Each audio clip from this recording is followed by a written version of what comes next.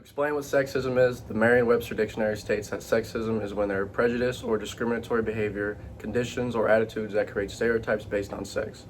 For example, sexism is when people treat other people differently based on their gender. The discriminatory acts of sexism are mostly towards women and have been for many years. To go over the history of sexism, sexism became a problem since the first wave of feminism, which was from the 1960s through the 1980s. It was compared to the civil rights movement of racism, and it's different because the discriminatory acts are based off gender instead of race.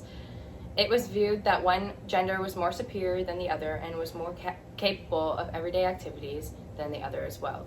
The term sexism was used to begin to question the oppression that was on females as a whole. People started to create stereotypes, for example, the stereotypes that women are the weaker gender and way less capable of doing things than men are. But then there were acts to stop sexism, specifically the 19th Amendment, which made it legal for women to vote.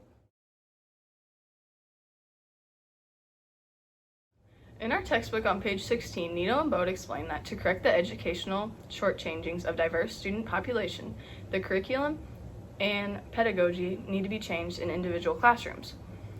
But on a broader level, changes must go beyond the classroom. School policies and practices and the societal ideas that support them must be confronted.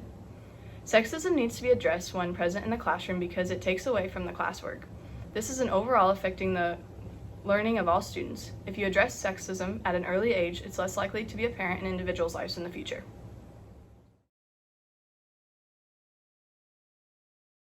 When we become gym teachers, we can see sexism being present in our classes. The reason that we can see it being a problem is because high school boys can be kind of arrogant and they think that they're better than everyone. We will work our hardest to eliminate it as much as possible by making even teams compete against each other. Sexism is most seen when the teacher is dividing up teams by boys versus girls. We will also state that if we hear students talking bad about classmates just because they are struggling, they will be punished.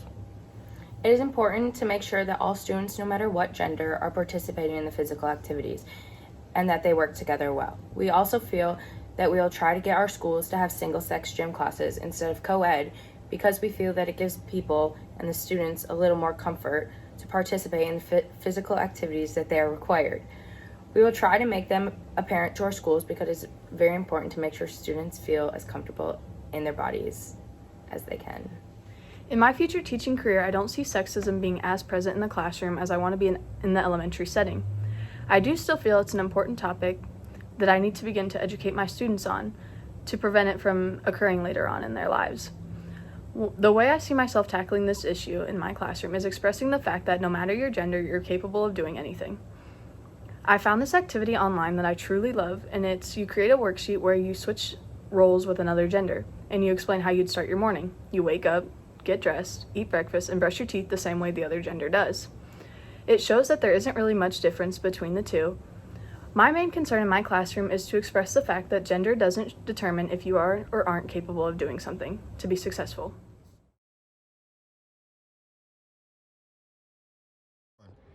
Hey, Miss Miller. What's up, Stu? It kind of upsets me because all the boys say they don't want to come to our games. And, we always go to their game.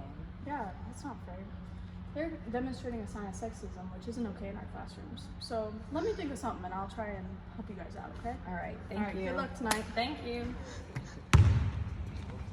All right, everyone, come over for attendance. I'm here. All right, so there's a homegirls game tonight, and I hope to see a lot of you there. No, we're not going. Why not?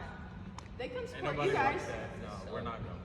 Okay, well, there's this new thing where you get extra credit for when you attend girls games. So, how much? Well, I guess it depends on how many games you start attending, because the more support you show the girls, the more points it goes up. Okay, I'll be there.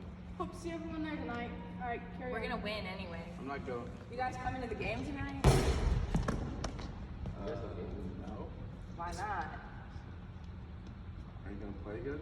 Yeah, we're gonna win for sure. You break somebody's ankles? Yeah, you can get extra credit too. Come to your shine. Nobody comes to our games. Alright. Be Better there. play good. Be there. Hey, go Snappers! Yeah.